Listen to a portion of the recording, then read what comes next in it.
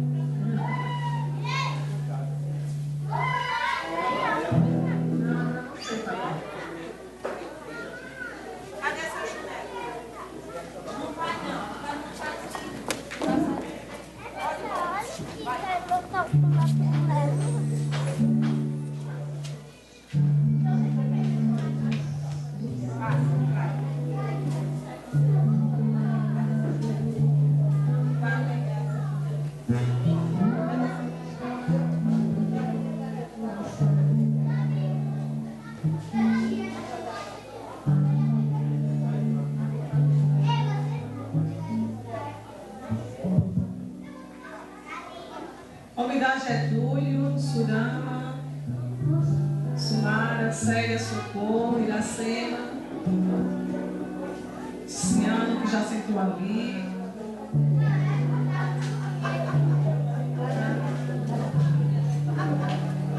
Vamos nos aquietando, né? Renovando agora o nosso hálito mental novamente. Vamos nos preparar para orar.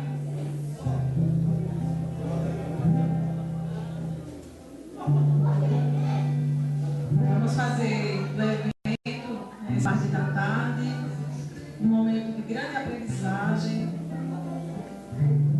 novas experiências, né? Nessa troca de saberes. Nosso companheiro aqui continua na luta da bebê Chico Xavier. Nós agradecemos profundamente a iniciativa do nosso companheiros, os caravandeiros do Evangelho, tão carinhosamente tiveram tentar publicizar esse encontro espírita. Palestrante da tarde já chegou aqui, né, o nosso querido irmão Jimmy, e abraçamos fraternalmente com seu pai.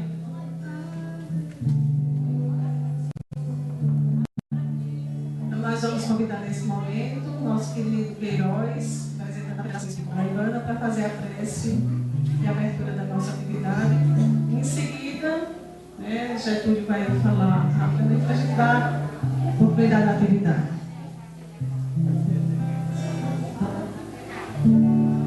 Boa tarde. Elevemos os nossos pensamentos ao alto. Senhor Davi, aqui estamos novamente retornando às atividades desse evento que traz as luzes da espiritualidade para a nossa região. Continua, Senhor, nos iluminando e agradecidos sempre por estas oportunidades. Pedimos a permissão para dar por iniciada a atividade nesse momento. Que assim seja.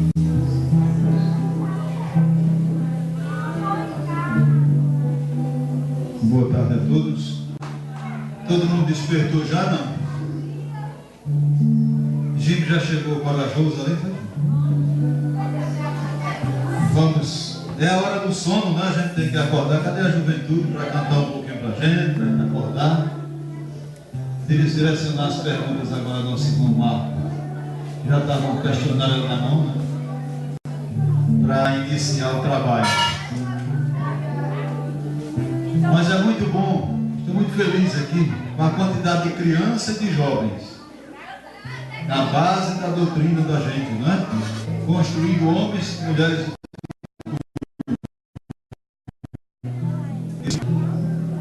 Nessa tarefa aqui no interior da Paraíba, quem sabe na capital também, quando a gente estiver levando o Evangelho de Jesus. Olha que beleza. Então vamos passar o microfone ao nosso irmão Marco para ele começar.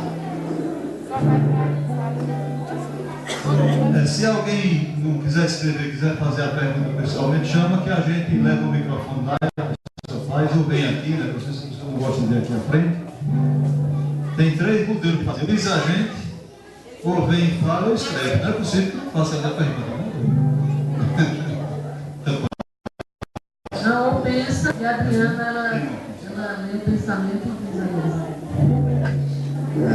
Boa tarde, gente. Tem uma aqui com o título Suicídio, então acho que é para mim. Mas a gente pode dividir o bombom. Levando em conta a gravidade do número de jovens vítimas de suicídio, o que a família pode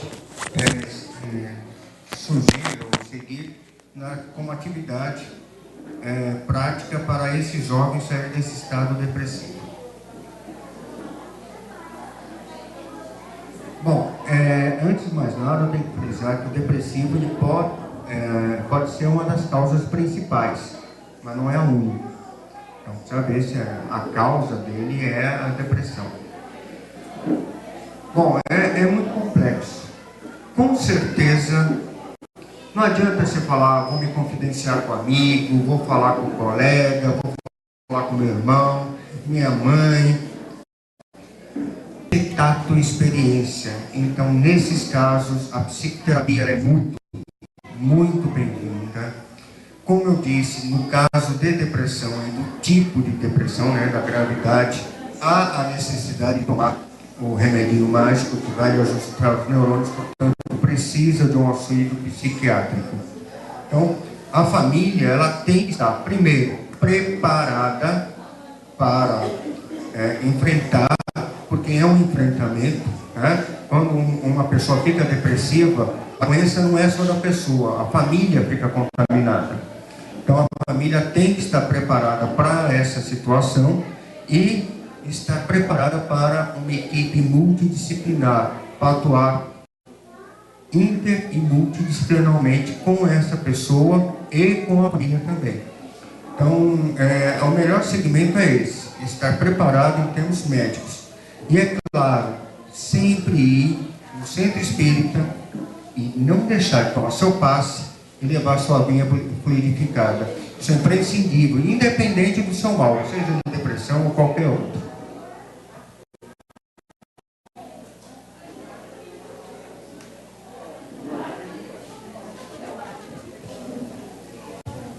Eu vou tornar todos, especialmente a Marco.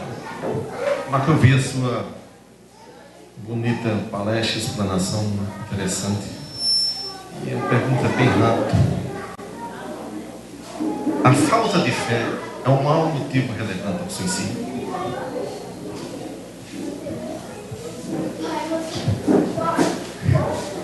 Eu vou ser bem sincero para você. Tem até uma brincadeira que meu avô falava. Ele dizia, isso é falta de fé, ou é fé demais. Né? Por que eu digo isso? Porque há pessoas que querem usar a religião, a religação com Deus, como cura, como possível milagre. Eu vejo muito isso no hospital que eu trabalho, tem muitos evangélicos.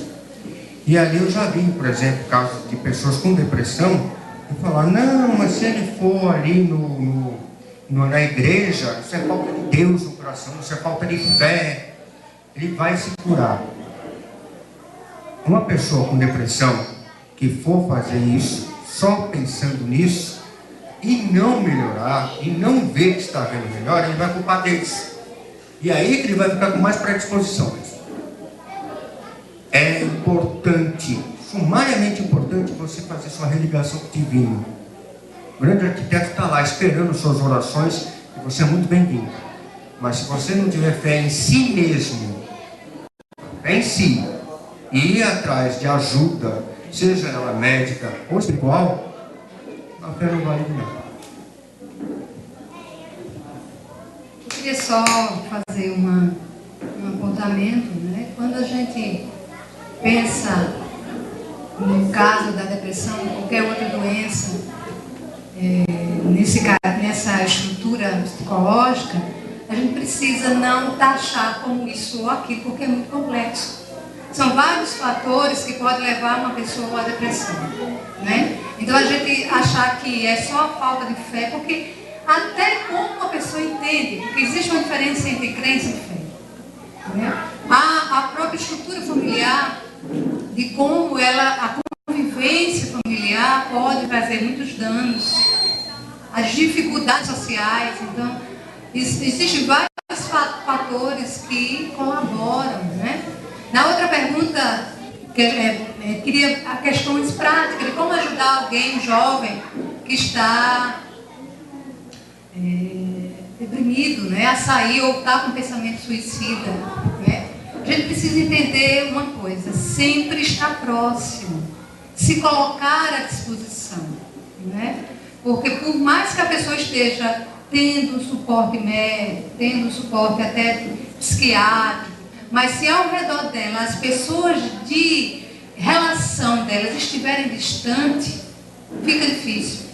Então, o apoio familiar, o apoio dos amigos é extremamente também importante, né? Para que a gente possa fazer vamos dizer assim, um laço afetivo, para que essa pessoa se sinta amparada. Senão a gente vai também ficar apontando, né? Direcionando, ou dizendo, oh, você está assim por isso. Quanto mais a gente apontar ou julgar, mais difícil vai ser a capacidade de a gente estar ali disposto a ajudar o outro, né? Vou ler aqui uma pergunta, tá? Depois eu passo para você. Como os pais podem ajudar os seus filhos sem violentar suas necessidades existenciais, sem perturbar a encarnação deles e deixá-los viver suas próprias provações? Uma pergunta bem ampla, né? Só isso aqui dava para a gente conversar bastante. Mas veja bem, quando coloca aqui sem violentar suas necessidades, não existe educação sem diálogo, né? Então a gente primeiro precisa abrir espaço de diálogo, até para que você compreenda quais são as necessidades do seu filho. Se você está logicamente, você como pai, você veio primeiro, né? Você veio e está ali para o auxílio.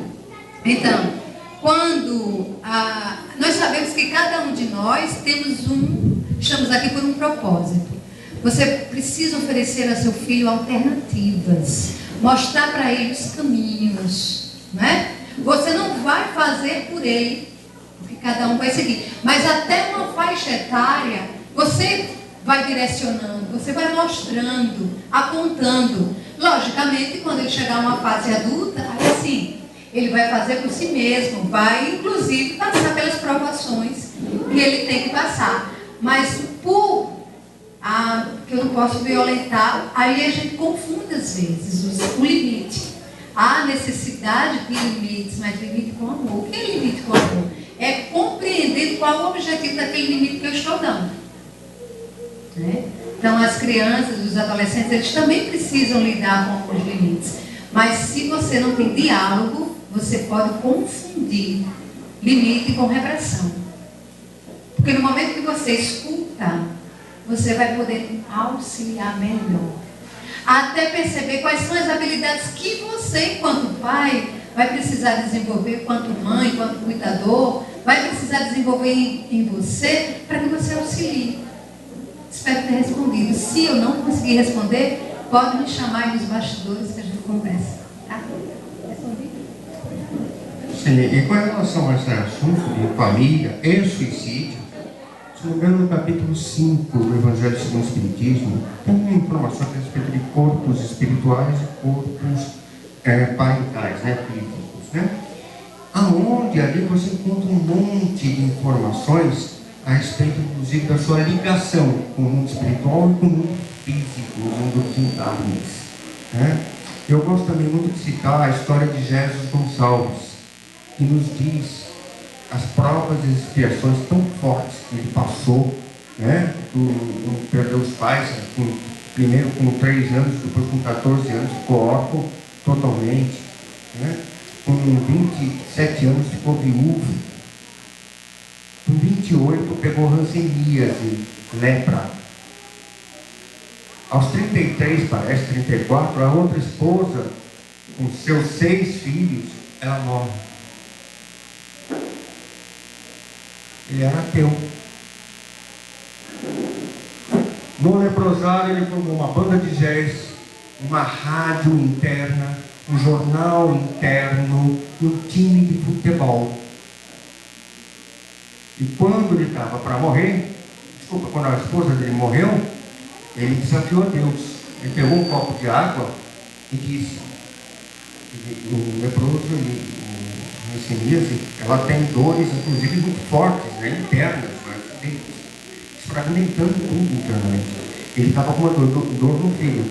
Ele então pegou um copo de água e gritou para Deus, se Deus existe, coloque alguma coisa nessa água e me cure, me faça passar essa dor. 2 minutos depois ele tomou a água e não tinha mais dor. 3 anos depois ele construiu através de muita dificuldade o Centro Espírita Santo Agostinho dentro do leprosário e se tornou amigo de Chico Xavier. Então, uma pessoa com tudo para pensar em se matar enfrentou todos os destempéres da vida. É um exemplo maior que eu tenho de perseverança e de vida. Então, seria mais ou menos nesse sentido. Você conta a pergunta aí, depois eu pego as outras aqui. Eu já falei demais aqui. Obrigado. Vocês capricharam nas perguntas, né?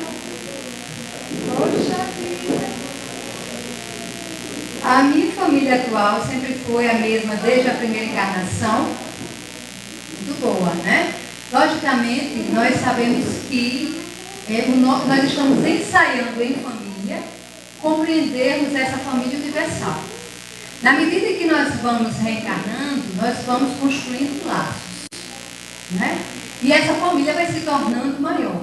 Logicamente, esse núcleo próximo em que eu vou reencarnar vai ser aquele núcleo com aquelas pessoas que mais eu necessito. Nesse núcleo vai vir aqueles que vão auxiliar e vão aqueles que a gente vai precisar vir para nos redimir. Então, na medida que eu vou, vamos dizer assim, organizando as relações, esse vai passando a ser uma etapa vencida e, logicamente, nessa encarnação eu vou me relacionar com as pessoas. Então aqui a gente não conhecia várias pessoas, a gente já está se conhecendo, então a gente não vai criando laços. Esses laços vão construindo cada vez mais uma família maior. Então pode ser que o pai, a mãe, o irmão, o tio, que eu estou vendo agora, foram pessoas que, umas encarnações muito próximas, não necessariamente aquelas primeiras, porque a gente está no processo de evolução, né? Então a gente tem que entender que cada encarnação eu vou aproximando-me mais das pessoas, e por isso nós precisamos criar laços afetivos, né? Que esses laços afetivos nos auxiliem. Ou seja, o que Jesus nos disse? Reconcilia-te com quem? Com o teu adversário enquanto estás a caminho. Ou seja, nós estamos sempre na encarnação tendo a oportunidade de nos elevar, de perdoar, de construir novos laços, de aprender mais. Então, essa família vai crescendo. Se a gente quitou aquela vida, que ele passa a ser um amigo. Se a gente ainda está numa dificuldade de relação, a gente vai precisar novamente vir próximo, até o dia esse laço ser restabelecido e esse passa a ser uma nova fase na nossa vida. Essa pessoa gostou da pergunta, eu tenho mais duas. Você falar sobre isso? Ou eu posso terminar? Esse negócio de reencarne na mesma família, bacana, né? Eu gostaria de reencarnar sempre na mesma família. Mas não é assim. A gente teve inimigos no passado, teve bons amigos em outras épocas. Tivemos parentes que de repente não nos demos muito bem, outros que tivemos bem até demais. E como nós sabemos, primeiro, que estamos num planeta de provas e expiações. E segundo, nós estamos tentando sempre resgatar com o próximo, seja em vida encarnada, ou seja, em vida espiritual. Está claro que muitas vezes nós temos com nossos filhos ou com nossos pais inimigos do passado, pessoas que não se davam muito bem conosco. E é por isso que é tão difícil, às vezes, o viver bem ou viver junto. Só que esse viver bem ou viver junto, ela é a prova. E cabe a nós passar por ela. Então, muitas vezes o adolescente encontra no pai, na mãe, um inimigo, ou vice-versa. Não no sentido de bater, de brigar, mas no sentido de inimigo mesmo. Não querer proximidade, não querer ficar junto. Gente, é mãe e filho, pai e filho. Na própria codificação, no livro dos Espíritos, a função dos pais está muito além de só gerar. Está de orientar também. E cabe ao filho saber disso e saber tolerar, dosar essa informação, essa orientação. Tem um espírito suicida pode perseguir uma família? Acho que depende muito do contexto do suicídio, os motivos que o levaram ao suicídio, se ele foi induzido a se suicidar. Então pode sim, mas varia muito os contextos. A grande maioria das pessoas que se suicidaram, existem duas vertentes dentro do espiritismo que nos dizem coisas completamente definidas. Uma, que conforme o tipo do suicídio que você teve, você vai ficar primeiro, como foi bem colocado aqui a respeito do suicídio de Samaritana, ele vai ficar preso ao corpo, até o corpo se decompor. E depois ele vai para a dimensão que lhe cabe. Aí você pode chamar de umbral, pode chamar de vale dos suicidas, você pode chamar do que quiser, vai a dimensão que lhe cabe. Inclusive uma boa dimensão, a dimensão que lhe aceita bem, porque nem tudo é condenado dentro do espiritismo. Sai dessa marca de suicídio, é coisa do mal, coisa do diabo.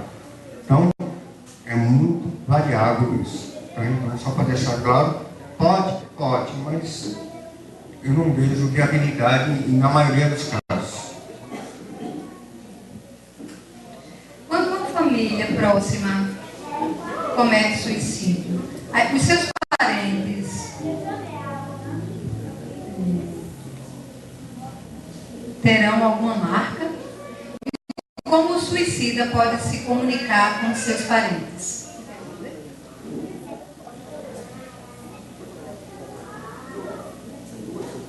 Duas mãos só. Porque está no mesmo papelzinho.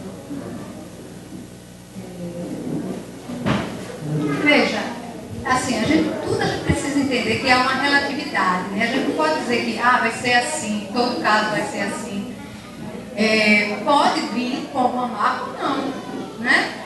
E se o suicida pode se comunicar com seus parentes, vai inclusive depender de como esteja, né? Às vezes ele se comunica não necessariamente com os parentes, mas eles podem vir ser ajudado numa casa espírita, lá no nosso trabalho em João Pessoa. Eu participo de uma reunião mediúnica e o nosso grupo ele tem uma característica que muitos espíritos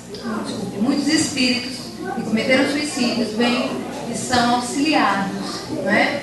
E logicamente às vezes é difícil eles até se aproximarem da família pelas dores que estão ainda, né, vivenciando, o sofrimento que eles estão vivenciando. Bom, comunicação dos espíritos, independe se ele se suicidou, se ele foi assassinado, se ele morreu de velhice, não importa. Vai depender do seu grau, como a bem disse, né, de elevação espiritual, de como ele está no momento, do contexto que se formou seu suicídio, é muito complexo. Mas a comunicação, sim, é lógico, desde que esteja apto para isso e a mesa também esteja preparada para esse tipo de comunicação, tá? Que não é fácil, tem que ser uma mesa praticamente exclusiva para isso, não é isso? A mesa lá, mas ela recebe bastante dos espíritos suicidas. Bom, qual é a outra pergunta? Já está na mesma aqui? Bom, vamos lá. O índice de suicídio em crianças na faixa de 8 a 10 anos é alarmante. Como orientar os pais a trabalhar esse tema? Assim como estamos aqui. Informação. Né? Nós temos que estar ligados. Eu falei hoje sobre a baleia azul. Eu falei hoje sobre a utilização das crianças. Eu comentei aqui a respeito dos problemas dos envolvimentos de vibração de pensamentos. Tudo isso vocês aprenderam aqui. Então, o conhecimento é a chave para tudo. Você sabendo como por que principalmente para quê, vocês vão conseguir orientar, conversar e até identificar os problemas dos seus filhos. O orgulho e o egoísmo são causas fundamentais da depressão e do suicídio? Não. O orgulho e o egoísmo são causas fundamentais para o declínio do espírito, seja ele qual for. Tá? O maior mal do ser humano está no livro dos espíritos, é o egoísmo. E, infelizmente, nesse planeta é o que mais predomina. A classe mais predominante são dos egoístas. Pensam muito em si mesmos. Pensam muito no que vão fazer por sua família. Pensam muito no que vão fazer para os seus. Colocou um S no final como se fosse múltiplos, mas na verdade, se ele não levar vantagem, os outros também não precisam levar. O egoísmo está aí, predominante. Ele é causa de suicídio? Só se for indiretamente. É mais fácil ele provocar em alguém que tenha depressão, que tenha alguma dissocialidade, alguma coisa que o egoísmo dele provocou por tabela. Tá? E psicologicamente falando, eu acho que o egoísta é mais difícil de cometer suicídio, porque ele gosta tanto de si mesmo, quer preservar. Tá? Dizia um amigo meu, espiritual, uma vez ele psicografou dizendo o seguinte: o egoísta é tão egoísta que até o obsessor é só dele. Então, é por aí o negócio. Aqui tem uma pergunta bem interessante. O que você pode falar sobre alienação parental? O que é alienação parental? É você justamente, a grosso modo, eu vou trazer aqui para quem está ouvindo esse termo, né? É você utilizar da sua posição de pai, ou de mãe, ou de cuidador de uma criança e trazer para ela, né? Ou seja, passar para ela uma informação, por exemplo, vou dar um exemplo bem prático. Um casal que se separa, certo? E eles tiveram muitas dificuldades nessa separação. E o pai ou a mãe começa a colocar na cabeça daquela criança informações que não são verdadeiras, ou levando aquela tem a raiva ou não querer ficar com o pai ou a mãe. Tanto pode ser a mãe com relação ao pai, fazer isso com a criança, ou como pode ser o pai com relação à mãe. Isso, primeiro, gente, deixa a criança completamente desamparada. Porque a alienação parental é você trazer para ela que ela não pode confiar naquelas pessoas que estão ali como cuidadoras. Porque ela chega para o pai, ele diz uma coisa: olha, porque a sua mãe é assim, assim, assim, assim, assim, assim. Aí a criança, aí vai para a mãe, porque seu pai é assim, assim, assim, assim. Então ela não sabe quem, primeira coisa, ela não vai saber em quem confiar. E a criança passa a ter medo. Então ela pode mentir, omitir, e até ficar não querendo estar com o outro. Né? Então é muito cuidado. Quem, por exemplo, trouxe essa pergunta, né? Então pedir ajuda, se isso possa estar acontecendo, orientação, para que a criança ela realmente não aumente o sofrimento, porque uma separação já é difícil para a criança. Imagine essa criança sofrer alienação parental. Espero ter respondido. Alienação parental é crime. Desde 2010 foi sancionada a lei onde o alienador ele pode ser processado, tá? E a guarda da criança passar para o cônjuge, para os familiares ou ir até para a custódia, tá? do Conselho Tutelar. Então, tomar muito cuidado com quem efetua a alienação parental. Lembrando que a alienação parental, ela é crime porque de fato se concretizou, foi se provado isso, são os casais que se separam. Mas um detalhe, gente, só para vocês saberem, e vocês sabem, essa alienação é feita também de casais casados. Quando o pai às vezes sai para trabalhar e chega mais tarde, liga para a esposa: olha, eu tenho que trabalhar, fazer extra hoje. Ela já fala para o filho: teu pai vai estar com outra, teu pai foi para gandaia, teu pai foi jogar futebol, teu pai não quer ficar com você, teu pai podia estar aqui comigo. Ou vice-versa, a mãe tem que às vezes fazer uma reunião, uma palestra, alguma coisa, e o pai, sabe, fala: olha, tua mãe fica inventando coisa para ficar fora de casa em vez de ficar cuidando de você.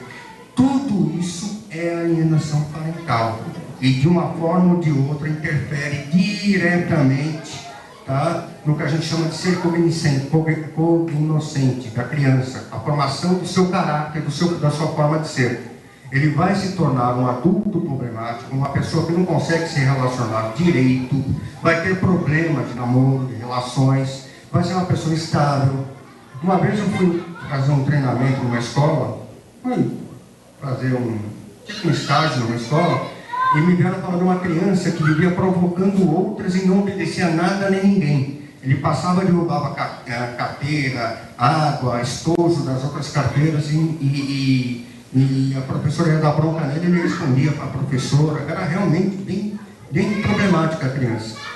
E aí, quando a gente começou a ver a vida pregressa, o que estava acontecendo, eu fui junto com um psicólogo, a gente descobriu que os pais eram separados e a alienação parental. Como ele não podia ir contra o pai, porque ele gostava muito do pai, não podia ir contra a mãe, porque a mãe era quem estava convivendo com ele, ele descontava aonde ele podia.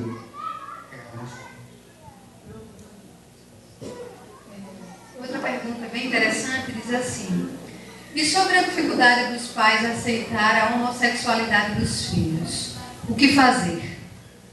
Né? O termo sexualidade é sempre difícil para os pais. O que a gente precisa ir entendendo, né? Quando a gente entra no atrito em querer que o outro seja, né, os nossos filhos sejam aquilo que a gente projetou, né, que tem que ser, a gente vai entrar nos nossos conflitos também internos enquanto pai e enquanto mãe. E esse filho? O que é que realmente ele precisa? Né? Mary, mas você pensa que é fácil? Mas o que é que a gente coloca em primeiro lugar? O que é mais importante? Mas é porque as pessoas vão falar. Então, às vezes, os pais se preocupam com o que o vizinho vai achar, e aquele filho ali está precisando do seu suporte, do seu olhar. Com relação aos filhos, para os pais que não aceitem, é necessário que a gente também vá criando criando uma aproximação de entendimento. Que a gente vá criando esse olhar também de entender que para esse pai também não é fácil. Nem é fácil, muitas vezes, para o jovem lidar com a sua própria sexualidade, e muitas vezes também não é fácil. Dos dois lados é bastante difícil. Mas se a gente está aqui, né, numa busca de entendimento, enquanto pai, mãe, cuidador, avô, avó, é compreender que, para além disso, existe alguém que precisa do meu cuidado. Né? E se há dificuldades de aceitação, eu preciso ir entendendo e me questionando enquanto cuidador, responsável por essa criança, o que é que me afeta nessa escolha? O que é que me incomoda?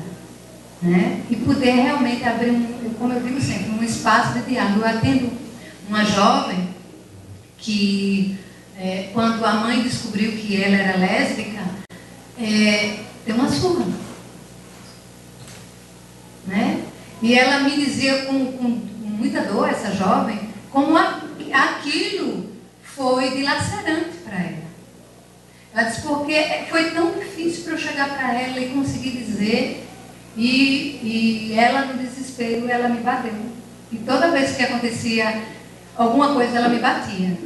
E aí, e olha que não era uma mãe, por exemplo, que não sabia do que era uma pessoa instruída, uma professora da universidade e tudo, mas foi muito difícil para essa mãe. Então, ela se colocou, pensou em colocar a filha na terapia, e no primeiro atendimento com essa mãe, né, a gente foi buscando entender o que é que doía nela nisso, né?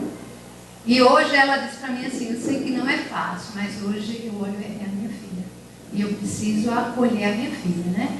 Então é um processo, eu compreendo que é um processo para os dois, é um processo para os pais, né, nessa busca, é um processo para esse filho ou essa filha, mas é necessário que a gente aqui como adultos, né, eu acho que a juventude já saiu, né, então eu vou falar para os adultos que aqui estão, que a gente possa dar suporte aos jovens. Porque como eu disse, um grande índice também de suicídio é essa falta de suporte que muitas vezes não se tem justamente nas questões da sexualidade.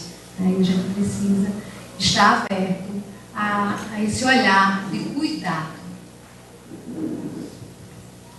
Gente, qual é o sexo do espírito mesmo?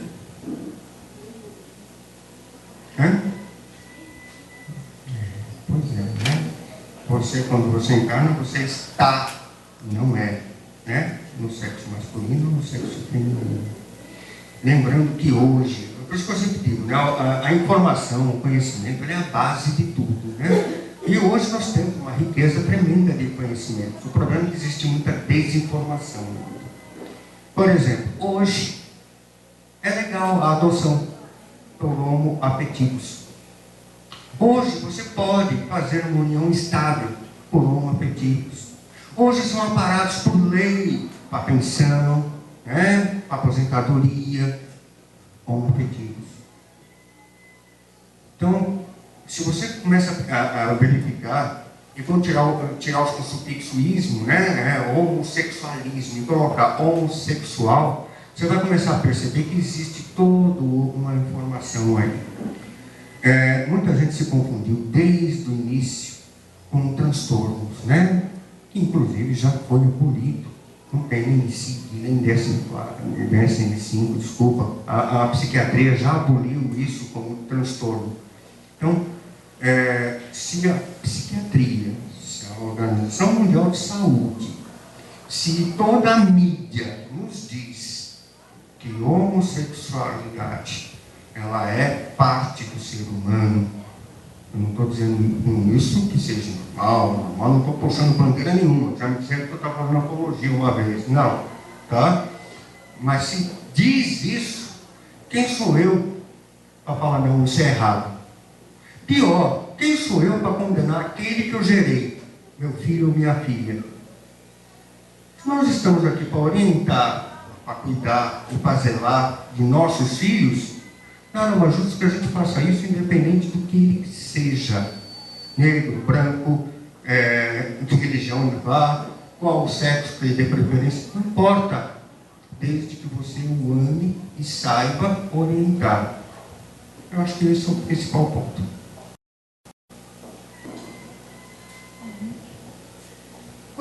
existe na região acesso fácil ao tratamento psiquiátrico. O que fazer no caso de tratamento anti-suicídio? Esclarecer, não é? A gente poder fazer momentos como esse. A gente poder trazer na nossa rua, na nossa cidade, né, na nossa escola, na universidade, momentos para que se converse sobre isso.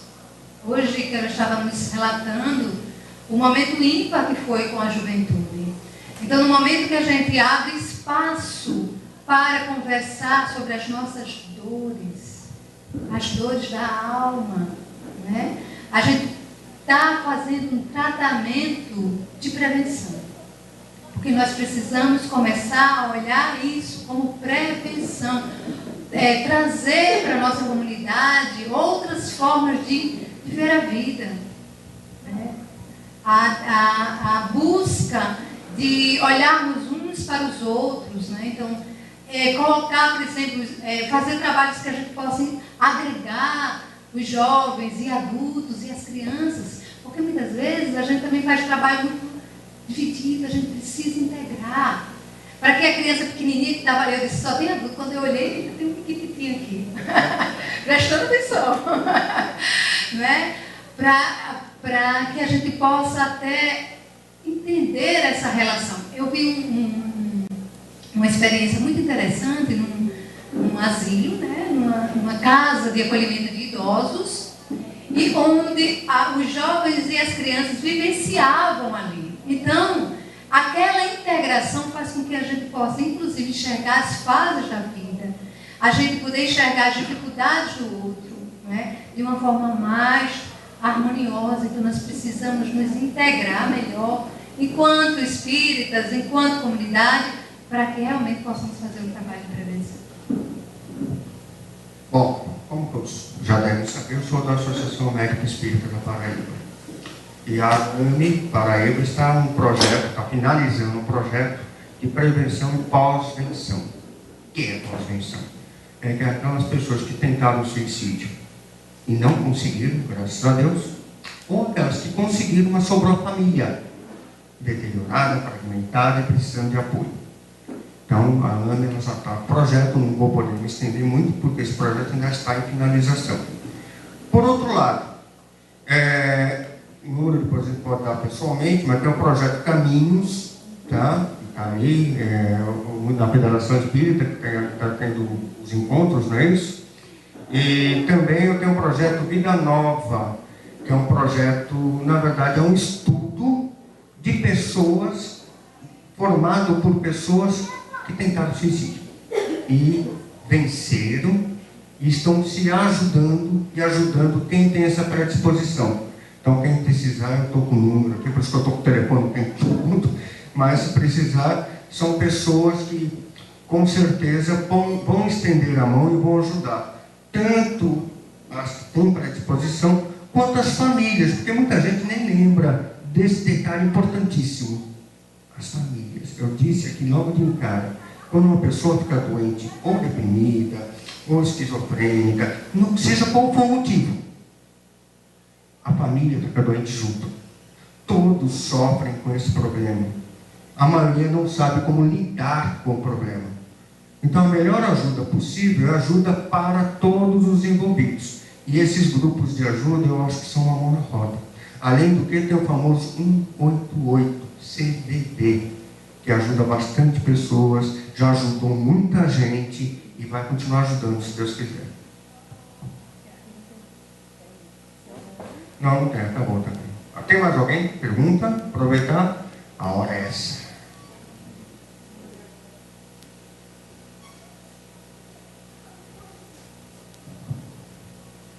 Foi uma situação recente. Alguém veio conversar comigo e dizendo que gostaria de visitar o NUBEM, o Núcleo Espírita Mensageiros do Bem, lá em Sué, porque havia detectado, já tinha tentado um suicídio 2 vezes e já havia detectado um companheiro suicida ao lado dela. E assim, o que me deixou mais preocupada nesse primeiro momento é o grau de intimidade que essa pessoa se mostrava ter com esse ser desencarnado, que ela dizia reconhecer ser um suicida e que acompanhava já há algum tempo. A pergunta é em que nível, em que grau de risco essa pessoa se encontra, tanto no nível psicológico físico, quanto no nível espiritual, visto que ela se percebe controlando a situação. Essa pergunta é bem problemática, né? Se for da maneira que você me descreveu, 100% de possibilidade de o espírito estar induzindo e, se ela continuar por essas veredas, cair nessa mesmice, tá? Tentar o suicídio pela terceira vez. Por isso é necessário o tratamento, tanto psicológico quanto o espiritual, ok? Agora, a gente tem que tomar cuidado que existem alguns transtornos que projetam a isso, a esquizofrenia, por exemplo, né? Quando a pessoa fala com espíritos e não são espíritos. A gente tem que tomar muito cuidado e separar o que é real do imaginário. Não sei se estão me fazendo entender que muitas vezes as pessoas sentem, falam. Eu nunca esqueço uma vez, eu fui num local dar uma palestra, e antes, eu cheguei primeiro que todo mundo, tinha só uma pessoa arrumando os livros ali, eu conversei com a pessoa, ela foi, me serviu um copo d'água, ajeitou os livros, daí chegou o dirigente da casa, falou: Marcos, como é que você está? Você chegou, que bacana, essa aqui é tal pessoa. Esse que é o palestrante?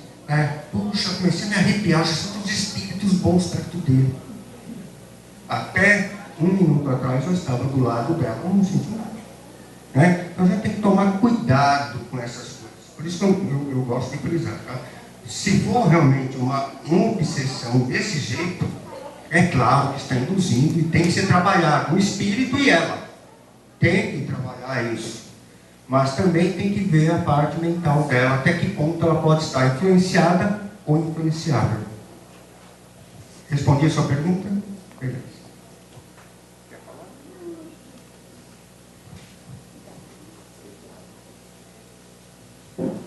Acho que é. Obrigada, Zé.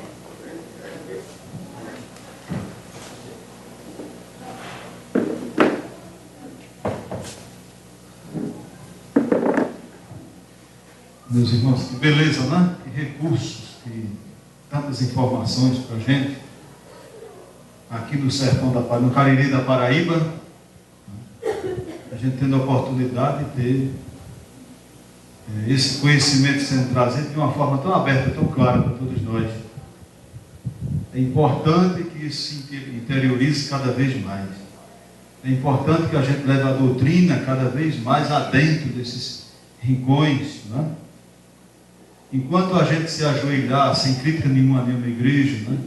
Porque a igreja A ou B não aceita, e a gente não funda um centro espírita porque o padre ou o pastor vai discutir, nós vamos continuar ainda alienados nesse ponto. Aqui em Gujão, há 14, 15 anos atrás, quando nós começamos com o Francisco de Assis, foi uma barreira muito grande das igrejas tradicionais. Mas hoje, nós convidamos as igrejas a vir aqui hoje à noite. Não sei se eles vêm. Né? Isso é uma abertura grande. É preciso fazer. Se nós espíritas não levarmos essas informações, quem vai levar? O índice de suicídio aqui na nossa região é muito alto. Né? Aqui no município de Santo André, vizinho ao nosso, tem casas onde tem 3 suicidas e o quarto numa condição de estar ali amarrado para não suicidar. Nós começamos um trabalho há quase 8 anos nessa região e graças a Deus esse índice foi praticamente para zero. É preciso fazer a parte clínica e fazer a parte espiritual também. E a responsabilidade é nossa, dos espíritas. Né? A igreja já está aqui há 200, 300 anos fazendo um grande papel de educação. Mas o espiritismo vem elucidar, vem trazer isso que nós vimos aqui agora. O que é que eu faço? O espírito acompanha a família ou não? Como é que faz isso? E a alienação parental, o que é isso, né? Nossa irmã. traz informações profundas sobre o tema. Então é preciso que a gente arregace as mangas. Cadê o Haroldo que estava comigo ali, conversando sobre esse tema também? Nós, espíritas, temos o dever de levar essas informações que nós já recebemos a outras criaturas. A Adriana lá em Sumé, aquela região de Monteiro para cima, né? A gente aqui em Bujão, seguindo essas cidades que ainda não tem centro espírita, responsavelmente indo às prefeituras pedindo ajuda realmente, sem envolver política. Vocês viram o prefeito hoje aqui com a gente. E há 5 anos atrás, se fizesse um questionamento desse, era horroroso, né? Mas a prefeitura doou o terreno, a Câmara de Vereadores reconheceu a instituição como utilidade pública. Tudo isso é a briga da gente no dia a dia, no bom sentido, para que a gente leve o espiritismo à frente. Um abrigo de idosos é preciso construir. Não tem onde botar um idoso aqui que fica doente. Ou ele é jogado da família em alguma casa por ali, ou vai embora, desencarne mesmo. Não é culpa da gestão da cidade, não. É que não tem uma cultura ainda para isso. Precisa que a gente, espírito, traga. O suicídio precisa ser combatido. Em Recife agora, em menos de 6 dias, nós tivemos 5 suicídios. E um de um espírita, amigo nosso, irmão nosso, da nossa casa. Então, os espíritos que vão alienando, vão ajudando no processo, eles estão trabalhando a 4 mãos. E a gente está ficando colhidinho com medo, né? Tem que falar mesmo, tem que convidar. Não veio pouca gente, veio não, em Bujão veio muita gente hoje aqui, mais de 100 pessoas. É o primeiro encontro, é o primeiro seminário de Bujão Espírita. E virão outros. E a Federação Espírita está aqui presente com a gente. E Campina Grande está presente, e Recife mandou representantes, e Sumé mandou, não é? E Camalaú talvez não teve condições de vir, tem algum problema para não poder estar aqui. E as outras casas irmãs, né? Solidade que está começando aqui. Isso é o final, não é? Para poder passar a palavra a Jim, senão ele já está olhando para mim de cara feia ali. E a caravana espiritual que lembrou nossa irmã. De manhã, quando nós entramos aqui, enxergamos alguns espíritos aqui trabalhando, não é? Depois a gente relata para vocês. A Adriana teve a oportunidade de enxergar também os suicidas, né? Sendo ajudados. Quantas centenas deles estão sendo ajudados agora? Não é? Um ato tão simples, tão humilde, tão singelo, mas de grandes proporções, né? E serventia para todos nós. Não é para a gente ir para o céu, não. É para a gente viver melhor. Fazer o outro viver melhor. É muito bom a gente viver bem. E quando encontra o outro vivendo bem, é bom demais, não é? Mas, Jimmy está ali com o olhão para o meu lado, né? Vamos chamá-lo para cá. Vem para cá, Jimmy. Nosso irmão Jimmy é do Centro Espírita Corrente Esperança. É isso, se estiver de Campina Grande. E vai trabalhar o aporto à luz do Espiritismo.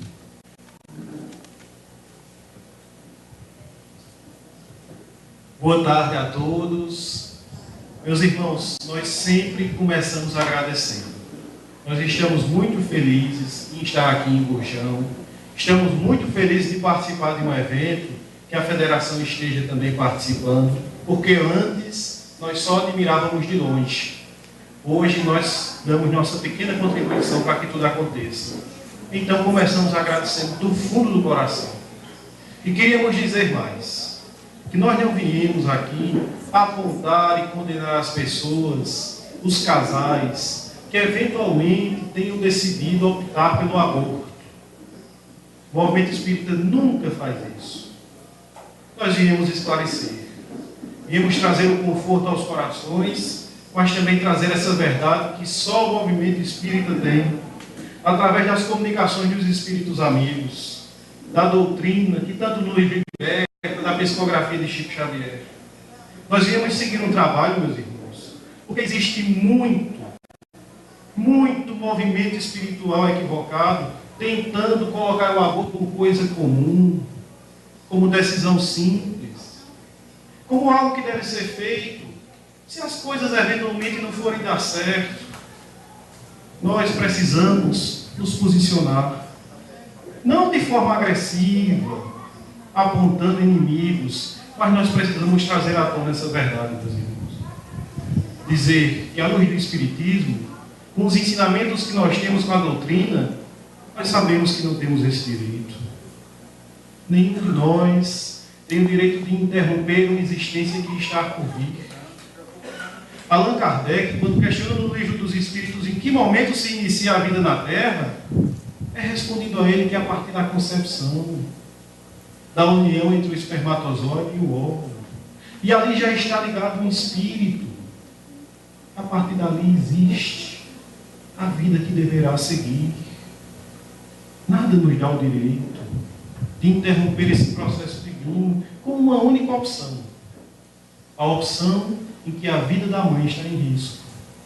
Nas demais, meus irmãos, nós estamos indo de encontro ao que conhecemos como lei divina.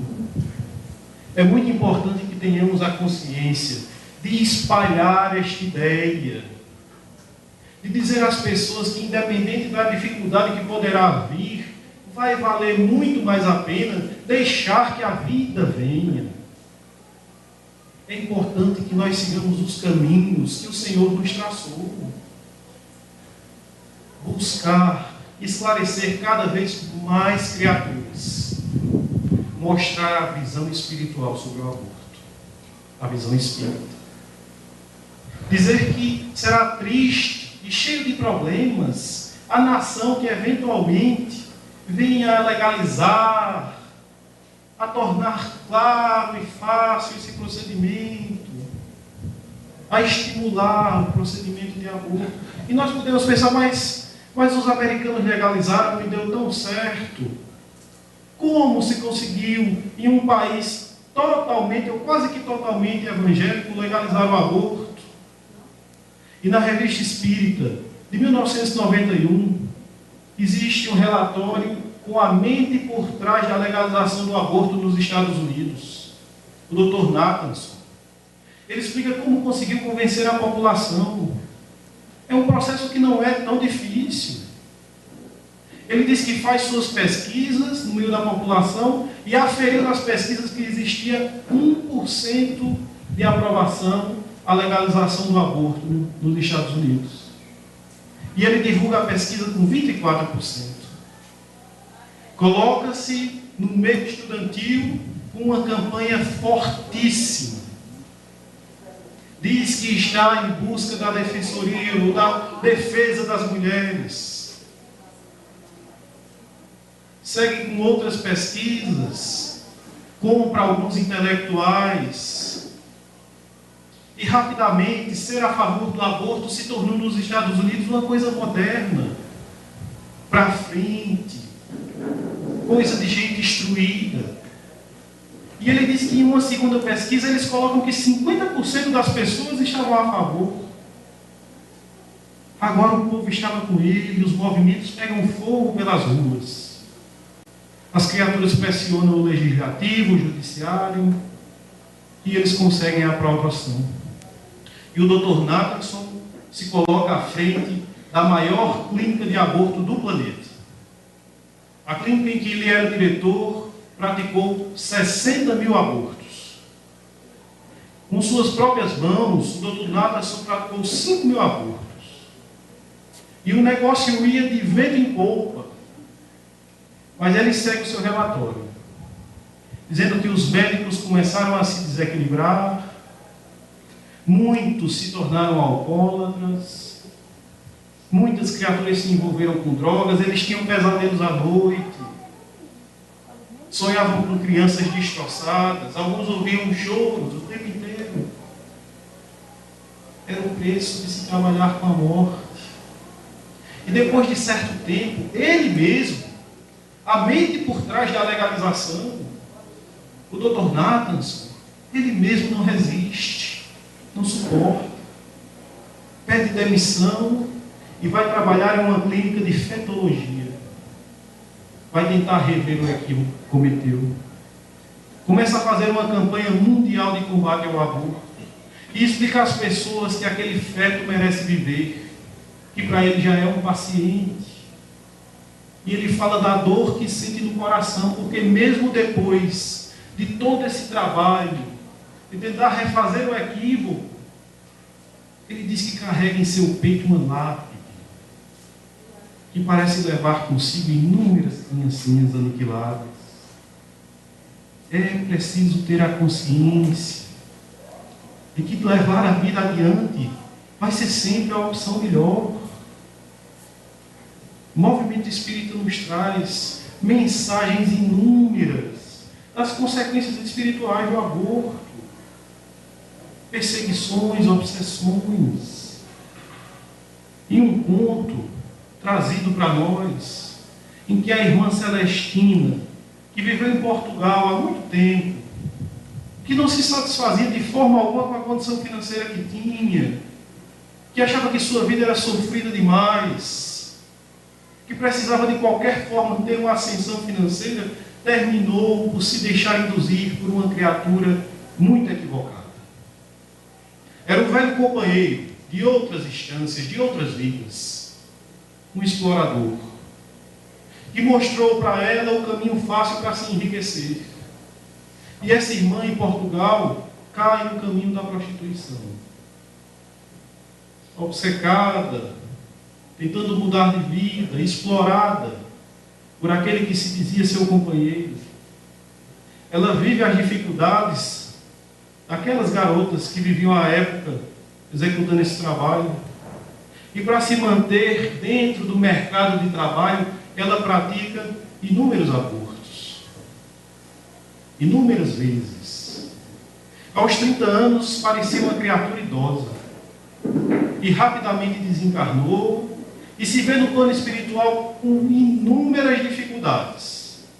Perseguidores espirituais, inimigos, alguns que deveriam ter vindo por ela e foram aniquilados. Mas a história segue adiante contando que ela teve uma nova chance. A irmã Celestina renasce e antes de renascer suplica que os espíritos amigos lhe tirassem do corpo carnal todo e qualquer atrativo que viesse a fazê-la cair novamente nesse processo. Então ela vem. E desta feita se torna uma freirinha, protetora dos filhos de outras criaturas. Entrega toda a sua existência para cuidar das crianças, dos que foram abandonados, dos que estão doentes.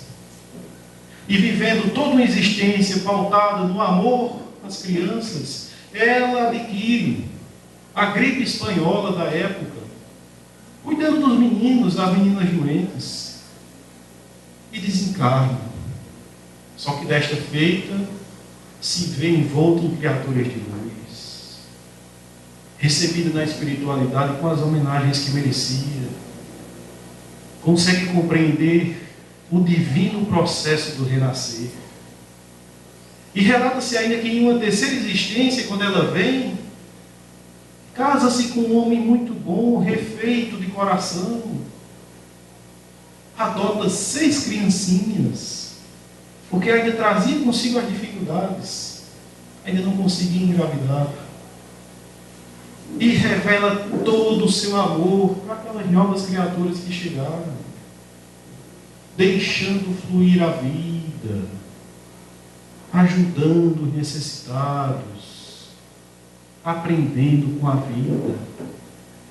É preciso buscarmos analisar pouco a pouco, aumentar o nosso conhecimento para com as coisas espirituais e aceitarmos que por muitas vezes, meus irmãos, os projetos não são nossos, que a gestação pode vir, mesmo que o casal não tenha combinado ou se organizado para que aquilo aconteça, e muitas vezes nós precisamos nos submeter, viver aquele momento, agradecer a Deus por mais que pareça difícil. Feliz daquele que vive a paternidade, não existe alegria maior. Lembremos a alegria de receber os nossos filhos, de vê-los pela primeira vez na maternidade. Feliz daquela que exerce a santa maternidade. Eis que este sim é um projeto para nossas vidas. O projeto de construir famílias, de proteger os que ainda não têm ninguém por eles, de salvar essas crianças que estão por vir. Chico Xavier nos traz um ponto muito interessante em sua obra, porque é relatado que ele passava em um hospital junto com um companheiro de luta e eles veem gêmeos chipófalos, aqueles que nascem com o corpo colado. E era um caso muito interessante, porque quase era um corpo só com duas cabeças, para o tamanho da ligação entre as criaturas. E quem estava com ele diz: Chico, que tipo de castigo é esse? Existe um ou dois espíritos aí, Chico. E o relatório de Chico é grandioso. Ele começa a explicar que ali existiam dois espíritos e que há muitas existências atrás eles se encadeavam em um ódio terrível. Agressores, violentos. Quando um vinha à terra, o outro era o seu obsessor. Eles só trocavam de lugar. Então a espiritualidade amiga, por caridade, permite que um venha na forma feminina e o outro venha ao seu ventre. Mas eis que ao engravidar daquela criatura que foi seu inimigo por tantas e tantas existências, aquela mãe sentia a energia que emanava daquele que estava na sua barriga. E sentia todas as dificuldades. Achava que aquela criatura era um verdadeiro intruso. Ela não queria. E continua o relato dizendo que em um instante em que a mãe adormece, aquele filho que estava por vir desperta do torpor espiritual e eles começam um diálogo, mãe e filho. Ela diz a ele: eu não te quero, eu te conheço, eu sei quem tu és. Ajudar-te seria atrapalhar a minha vida, cortar na minha própria carne. Eu não te quero. E aquele que estava por nascer diz a ela: mãe, deixa-me viver. Dai-me uma chance. Nós já erramos tantas vezes, já sofremos tanto. Saiba que foi Deus quem nos uniu. Dai-me proteção e eu te darei amor. Deixai-me viver. E ela, irredutível, diz: não. Tu és um inimigo e um mentiroso. Ajudar-te é abrir mão da minha beleza feminil. Eu não te quero comigo. Não. E eles seguem unidos pela gestação, mas ela faz a pior de todas as escolhas. Abandonada pelo seu companheiro covarde, que deve ter abraçado e certamente abraçou inúmeras complicações por fugir da paternidade, aquela mãe opta pela morte do seu filho. E depois que ele é retirado, ou o corpo carnal que se desenvolvia ali é retirado, o perispírito continua nas entranhas daquela mãe.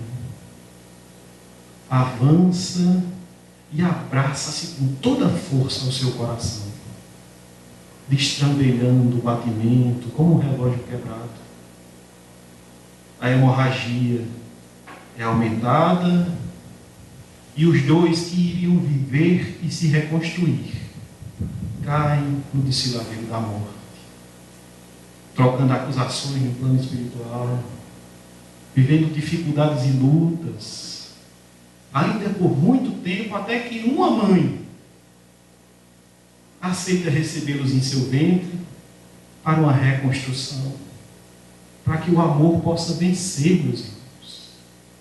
para quebrar essa velha corrente. E eles vêm, ainda se odiando, ainda carregando as dificuldades, eles vêm como gêmeos chipófanos, disputando a mesma carne. Para uma vida curta, mas que será um grande remédio para aquelas consciências. Mas todas essas dores e dificuldades poderiam ter sido evitadas por uma decisão, a decisão de deixar de viver. Será sempre melhor deixar a vida fluir. Independente da religião que nós abracemos, da nossa forma de ver o mundo, de nosso posicionamento político, isso não importa. Nós estamos aqui para servir a Jesus e Ele nos convida a trabalhar em prol dos que precisam vir, evoluir na terra, reconstruir sua caminhada espiritual. Nunca ocorrerá uma gestação ao acaso, rolando um dado. Deus não rola dados, meus irmãos. Todos os processos de gestação têm por trás de si todo um planejamento espiritual. Coisas que nós às vezes não alcançamos. Ah, mas por que isso aconteceu comigo? Eu sou tão novo. Vai atrapalhar a minha vida toda? Será que não é a nossa redenção chegando em forma de um bebê? Será que não? Será que não é o ensinamento para que nós tenhamos verdadeiramente a consciência do que é trabalhar para Jesus, vindo em forma de uma família que vai se formar? E talvez muitas coisas materiais faltem, mas ninguém estará sozinho. Sempre valerá a pena deixar que a vida flua. Sempre valerá a pena ser contra o aborto. O espírito de Humberto de Campos, que trouxe, através da psicografia de Chico Xavier, inúmeras histórias do plano espiritual. Caminhava em um hospital espiritual, junto com o seu guia, e viu em uma maca uma mulher em condição muito difícil. Relata ele que o seu rosto trazia o semblante da morte. Suas mãos esquálidas, muito magras, pareciam garras. Ela carregava grandes dificuldades em falar. E quando Humberto de Campos passa ao lado da maca dela, naquele hospital espiritual, ela diz: você escreve para a terra. E ele diz a ela: sim, quando me permitem. E ela diz: então, escreve a minha história. Conta para eles a minha história. E Humberto de Campos diz: minha irmã, para eles quem? E ela diz: conta aos casais da terra. Conta aos casais da terra a minha história, para que eles saibam o que passei, para que eles possam também aprender, sem precisar passar por tudo que estou passando. Conta para eles. E aquela mulher começa a relatar que veio em uma existência em que combinou no plano espiritual com o seu companheiro receber aqui 8 filhinhos do coração. Ah, mas por que tantos? 8 espíritos que caminhavam em ambientes difíceis, de umbral, por questões causadas por eles dois, direto ou indiretamente. Do plano espiritual, eles queriam resgatar aquelas 8 criaturas e vieram à Terra, com este compromisso de refazer esses corações. E ela diz que rapidamente, muito jovem, encontrou com aquele que seria o seu marido e companheiro. Mas diz que recebeu um filho, porque não conseguiu evitar. Relata ela que detestou a maternidade, que para ela seria muito difícil, como foi, abrir mão das convenções sociais, das festas, do próprio tempo. E aquelas criaturas vinham para renascer, e ela diz que por 12 vezes cometeu o aborto. Os espíritos amigos a intuíam, a ela e ao seu marido, convidando-os, lembrando-os do compromisso assumido. Eles preferiam as alegrias do mundo. E depois de 20 anos desse processo, relata ela que por bondade divina, por acréscimo de misericórdia divina, os benfeitores nos permitiram viver as dores das nossas decisões. Porque daqueles espíritos abortados, 6 se tornaram perseguidores ferrenhos. Em um dado momento, eles adentram ao lar. Influenciam o seu único filho, ele envolve-se com drogas, até chegar ao suicídio. O seu esposo, alcoólatra, por conta da influência dos obsessores, morre na via pública atropelado. E eu, diz ela, parecia que o corpo não suportava o meu espírito. Me enchi de tumorações e retornei ao plano espiritual. Conta para eles. Conta para eles a minha história. Diz para eles que a grandeza da vida é amar, que vai valer sempre a pena receber os pequeninos, que a família é o tesouro que nós temos na terra. Conta para eles. Conta que ser mãe é grande nos céus e que as mães solteiras, ao chegar no plano espiritual, veem os espíritos de escola homenageá-las. Conta para eles que nenhuma alegria do mundo vai se aproximar da alegria de ser um pai honrado, que nenhuma vitória financeira se aproxima do abraço dos nossos, do beijo no rosto, do boa noite, pai. Conta para eles. Conta para eles que vale a pena abraçar os compromissos assumidos e deixar que a vida flua na terra. Nós precisamos decidir, meus irmãos, de que lado nós estamos.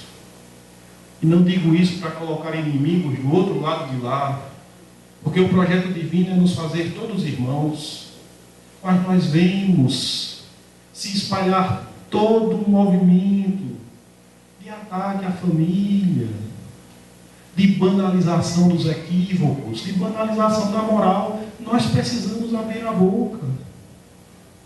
É preciso falar, mostrar que essa doutrina santa abriu os olhos de muita gente e dizer que existem consequências espirituais, às vezes muito mais difíceis do que as que vivemos já aqui na Terra. É preciso seguir adiante com esse trabalho no bem. No livro Nosso Lar, em um texto intitulado Vampiro, que talvez não tenha ido ao filme por ser forte demais, não sei, é relatado que André Luiz estava com Narcisa nas câmaras de retificação daquela cidade espiritual, como se fosse um pronto-socorro que recebe os espíritos, como se fosse um hospital, para que depois, recuperados, eles possam adentrar a cidade, conviver com os demais. E André Luiz diz que em dado momento escuta um grito em uma sala ao lado e tem um impulso de ir ajudar. Mas Narcisa diz a ele: não vá, não vá. Ali estão os doentes do sexo. Você ainda não tem condição de ajudá-los. E como bom aprendiz, André Luiz retorna. Segue o seu trabalho no pronto-socorro espiritual. E chega junto dele e da sua orientadora um dos sentinelas que tomam conta da muralha que divide nosso lar, a colônia, e o umbral que está ao redor. E aquele sentinela relata a Narcisa que à porta da entrada daquela cidade uma mulher pede socorro, pede ajuda. E Narcisa diz: então deixa entrar, traz ela para cá. E aquele sentinela diz: mas eu não posso. Ela traz ao redor inúmeros pontos negros, e criaturas nessa situação não nos é permitido deixar entrar. André fica chocado, mas que falta de caridade. Então Narciso diz, então vamos até lá. Vamos até ela. E eles caminham, diz ele, por volta de 1 quilômetro, no meio de grandes jardins, até chegar àquele portão. E lá chegando, eles veem aquela mulher que pede a entrada. Pede socorro, deixa-me entrar por caridade. Aí é o paraíso dos escolhidos. Eu estou cansada. Me deixa entrar. Narciso toma um choque ao olhar para a mulher. Ela traz o seu corpo espiritual em chagas, parece muito doente, e os pontos negros ao seu redor. E ela diz, deixai-a entrar. Eu pessoalmente cuidarei dela. Mas aquele sentinela diz, não me é permitido. Então eles decidem ir até o irmão Paulo, o chefe da segurança da cidade espiritual do nosso lar. E convidam aquele irmão a vir, a observar aquela mulher, decidir sobre o futuro dela. E o irmão Paulo chega diante da mulher e diz a Narcisa, o que tu vês? E ela diz, ela está doente. Sei que traz ao seu redor pontos escurecidos, mas me comprometo em ajudá-la. E ele diz, apura a tua visão espiritual. Observa mais atentamente o que tu vês. E Narcisa, observando melhor aquele espírito, diz a ele, vejo que ela traz também manchas negras no seu perispírito. E o irmão Paulo diz, pois bem, quantas manchas? E depois de um tempo ela responde, 58 manchas negras. E ele diz, eu vejo. Cada mancha que ela traz, eu vejo a criança aniquilada. Posso ouvir o seu choro. A nossa irmã trabalhou na terra, na área da ginecologia, e a pretexto de refazer a honra alheia, eliminava as criancinhas ao nascer. Foram 58 crianças, eliminadas pelo esmagamento ou pela asfixia. Ela não pode entrar. Ela não traz ainda o arrependimento necessário. Nós aqui somos também doentes, mas queremos o remédio bendito. Ela ainda não pode entrar.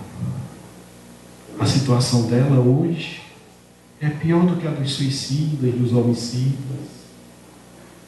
E a irmã Narcisa diz, mas eu também já cometi tantos erros na terra. Eu também já caí tantas vezes. Deixai ela entrar. E eu me responsabilizarei por ela. E ele diz, deixá-la entrar é trair minha função de vigilante. Observemos a nossa irmã. E se aproximam mais. E o irmão Paulo diz àquela que desejava entrar na cidade, o que queres, minha irmã? E ela diz, deixai-me pelo amor de Deus, pela caridade, viver aí no paraíso. Eu fui boa e pura, mereço o paraíso dos eleitos. O paraíso é aí. E ele diz, não. Aqui nós lutamos contra nossas quedas e tratamos nossas feridas. Diz-me, por que aniquilaste tantas criancinhas que tinham que caminhar na terra com a permissão de Deus? E naquele instante, aquela entidade muda o seu semblante, que antes era de uma pessoa doente, para um semblante de ódio. E diz a ele, cala-te, idiota, cala-te. Tu não sabes de nada, eu sou pura e boa.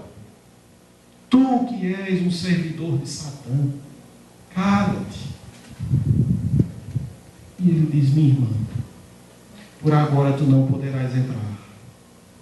Aqui é um hospital para os doentes. E ela diz: eu não quero entrar aí, eu quero paraíso. Eu quero o lugar que mereço. E agora, com outro aspecto, com outro semblante, dá as costas em desprezo e vai embora. E o irmão Paulo diz: vê o vampiro, vê, sofre e não aceita o seu sofrimento.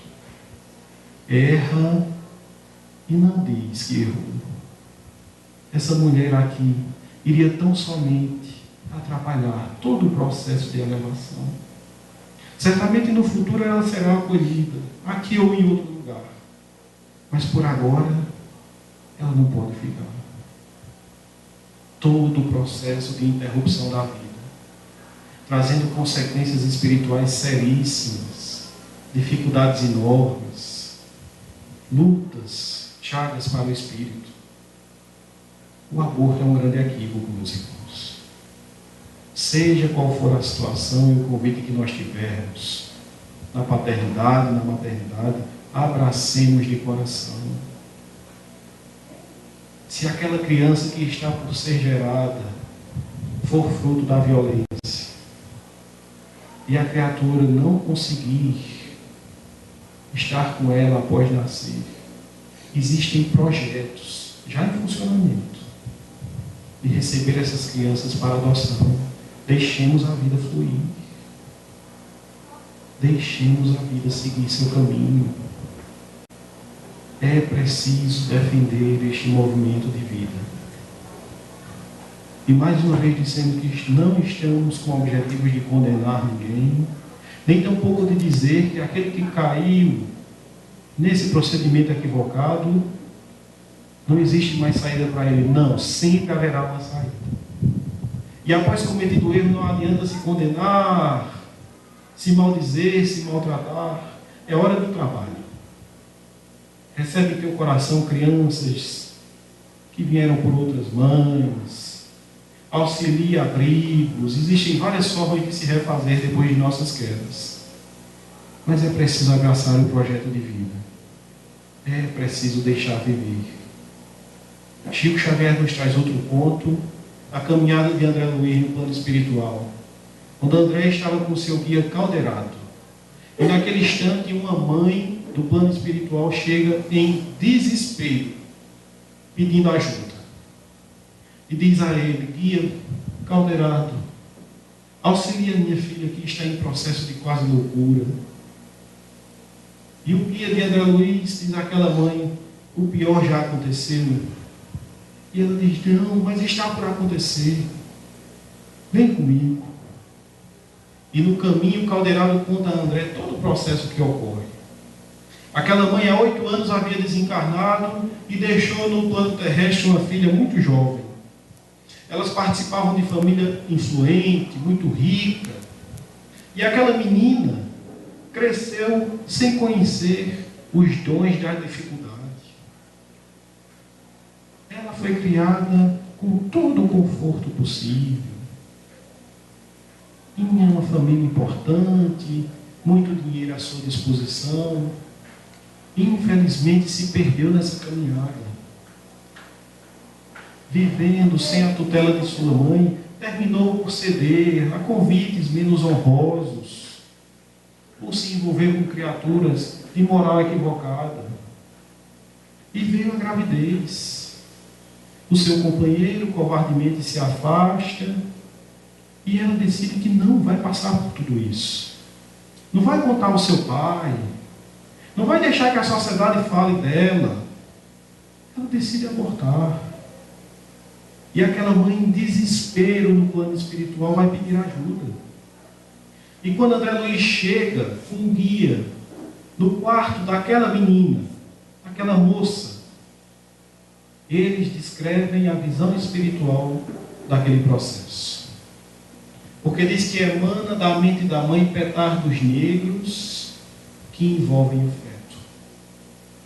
E que a criatura, em sua consciência, pensava: eu não te quero, eu não te aceito. E naquele instante, Ela diz a enfermeira que estava junto com ela no quarto, porque ela já tinha passado em alguns médicos que não tinham aceito fazer o procedimento. Aquela moça diz à enfermeira: faz logo o teu trabalho, resolve logo o meu problema. E inspirada pelos espíritos amigos, a enfermeira diz: mas não será melhor esperar um pouco? Tu me pareces tão cansada, tão doente. Não será melhor deixar para amanhã, ou semana que vem? E ela diz: não, faz agora o teu trabalho, eu não suporto mais esperar. Eu não vou tocar isto à frente. E aquela enfermeira dá àquela mulher uma bebida para que ela adormeça, um remédio para que ela adormeça. E ao adormecer, ela sai do seu corpo carnal e se vê de frente à sua mãe, André Luiz e Calderato. E a sua mãe aproveita o momento e diz a ela: minha filha, abandona este teu projeto de morte. Abraça o teu filho, recebe-o em teu coração. Eu sei, minha filha, das dificuldades que a sociedade vai te trazer. Eu sei que as criaturas não vão te aceitar, que talvez o teu próprio pai não aceite. Mas abandona esse projeto. Deixa teu filho vir. Ele será a retidão do teu caminho, será o teu amparo, será a tua luz. Do que importa o que as pessoas falam, minha filha? Será grande o amor entre vocês. Deixai nascer. E ela diz à mãe: mas não foi tu que me ensinou? Tu, quando estavas na terra, não disseste que eu era especial? Que eu não era gente para trabalhar? Tu mesmo não me ensinaste que eu era melhor que os outros? Que nós pertencíamos à classe diferenciada? Eu não consigo. Tem um problema na minha frente. Eu não sei esmolar serviço remunerado. E eu não vou abandonar minha beleza e meu tempo. Não. Eu não aceito. Eu prefiro morrer. E a mãe diz: minha filha, perdoa-me. Porque o amor na terra por muitas vezes se assemelha à loucura. Me perdoa, minha filha. Eu estava errada. E escuta-me pela caridade. Abraça. Abraça o teu filho. E aprende com ele a amar. Vai viver a maternidade, minha filha. Tu irás descobrir o que realmente importa. Tu irás crescer muito depois disso. Escuta-me, minha filha. Escuta-me. Não mate aquele que está no teu ventre. E com muito esforço, aquela moça retorna ao seu corpo carnal. E ao despertar, ela diz agora furiosa: faz o teu trabalho agora. Porque eu tive um pesadelo terrível com minha mãe, dizendo para tocar essa gravidez adiante, e eu não vou fazer isso. Eu prefiro morrer. Faz agora o teu trabalho.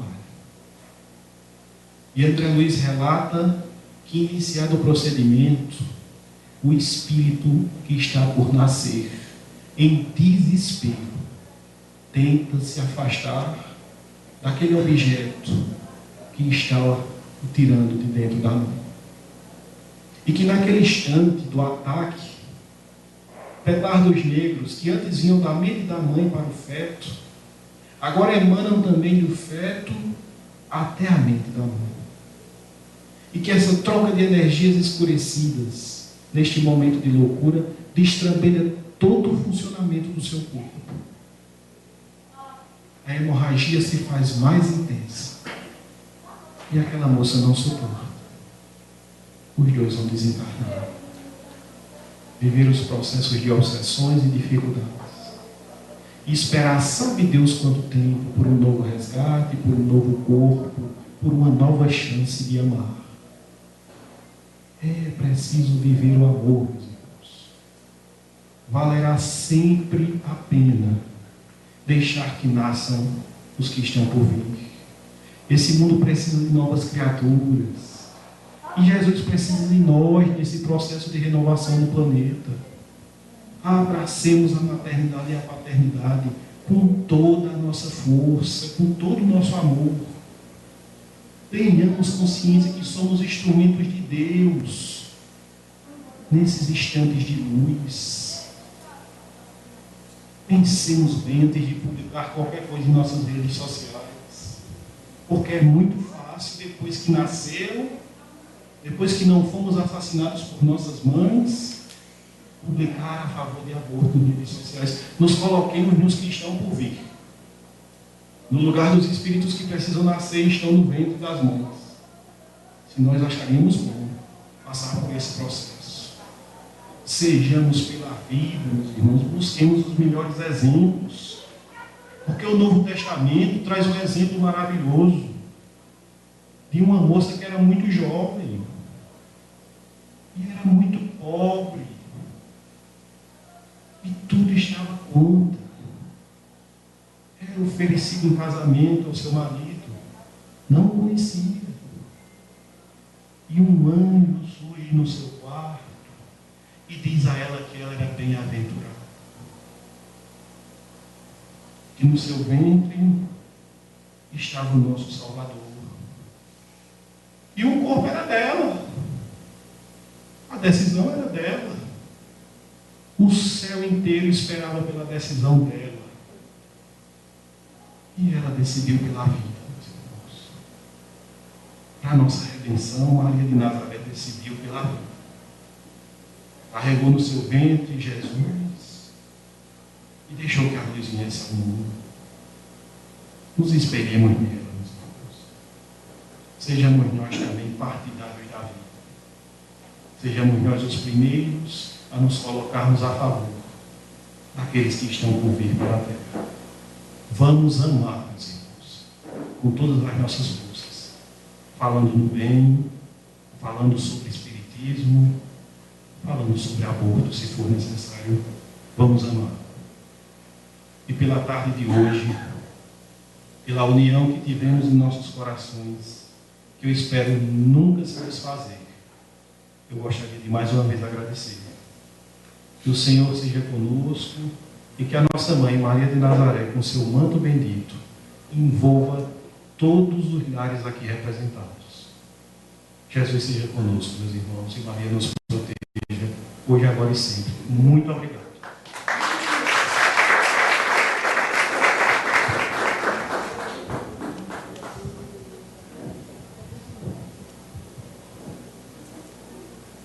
Bem, meus irmãos, vamos dar sequência aos trabalhos.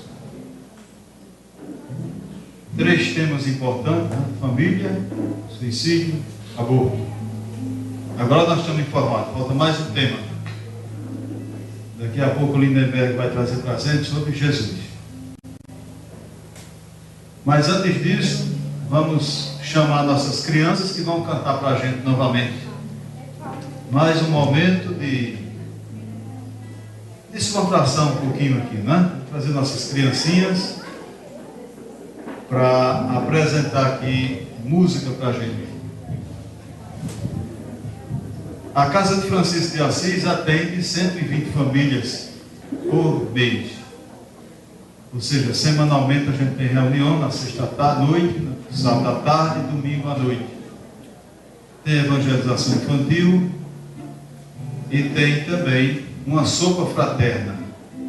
Nós atendemos mais de 120 famílias uma vez por mês. Cesta básica, tem todo um atendimento. Temos o trabalho mediúnico também, feito 2 vezes por mês, e a evangelização infantil. O nosso próximo empreendimento é a construção da nossa sede e a construção de um abrigo, ou seja, de uma casa, de um lar para nossos idosos aqui da cidade que estão precisando desse ambiente. Nós estamos tendo todo o apoio da prefeitura, né, do João, do Ronaldo, temos ajudado bastante com a equipe dele para que a gente dê sequência a esses trabalhos. E futuramente, quem sabe, uma casa de acolhimento aos pretensos suicidas e àqueles que não conseguiram se suicidar. porque aos que já se suicidaram, nós já damos assistência através da parte mediúnica. Lá em Recife, a gente trabalha no Lar de Maria, uma instituição de grande porte. Nós atendemos 220 famílias semanalmente, 80 crianças, e atendemos também uma média de 600 pessoas por semana com trabalho de fluidoterapia. Trabalhamos também na casa de André Luiz e temos um trabalho com o lixão, tem várias frentes de trabalho. E um grupo trabalha com os suicidas, os potenciais suicidas. Então, isso está sendo desenvolvido. Aí vem chegando nossas criancinhas, ó. Tá bom?